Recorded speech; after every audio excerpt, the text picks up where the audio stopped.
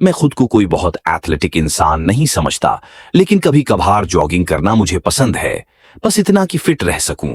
मेरा दोस्त रेहान अक्सर मेरे साथ होता है क्योंकि वो हेल्थ कॉन्शियस है और मेरा अनऑफिशियल ट्रेनर भी बन चुका है।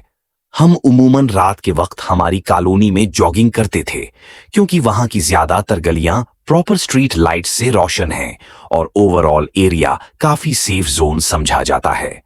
लेकिन जो कुछ 2 महीने पहले हुआ, उसके बाद हमने वहां जाना छोड़ दिया।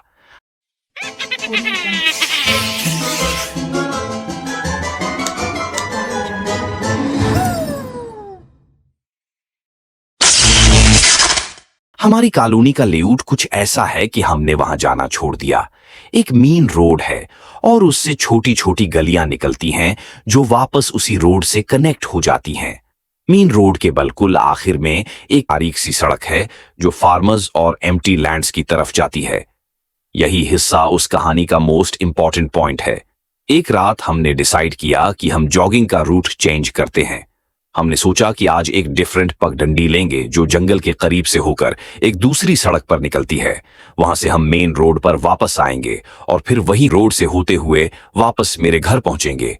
शुरू में सब नॉर्मल था, हम कैजुअल बातें कर रहे थे, हंसी मजाक चल रहा था। लेकिन तकरीबन 15 मिनट बाद हमें अपने पीछे किसी के कदमों की आहट सुनाई दी।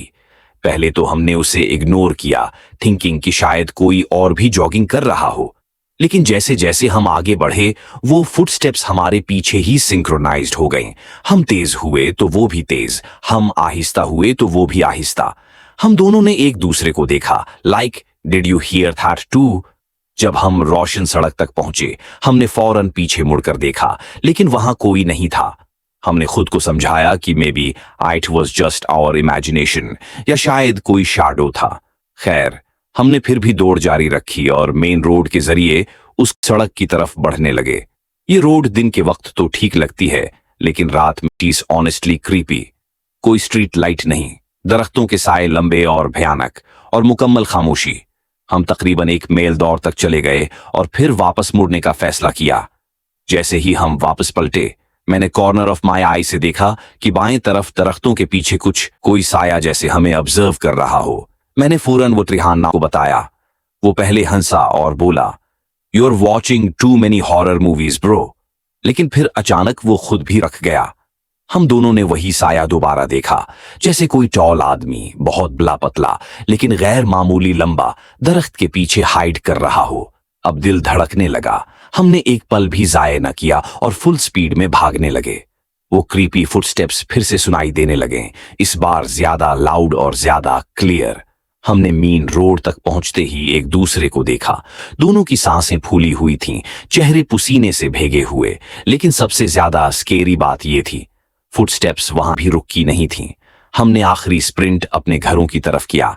जैसे ही दरवाजा बंद किया, ऐसा लगा जैसे कोई साया दरख्तों में वापस छिप गया हो, as if it was never there. उसके बाद से हमने उस रास्ते पर जाना बिल्कुल बंद कर दिया है।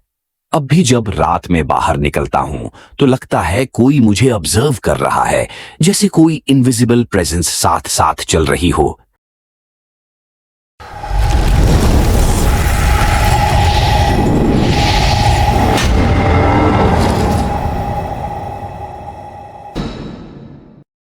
थैंक्स फॉर वॉचिंग और मैं अब आपको नेक्स्ट वीडियो में मिलूंगा। टिल देन, अल्लाह हाफिज।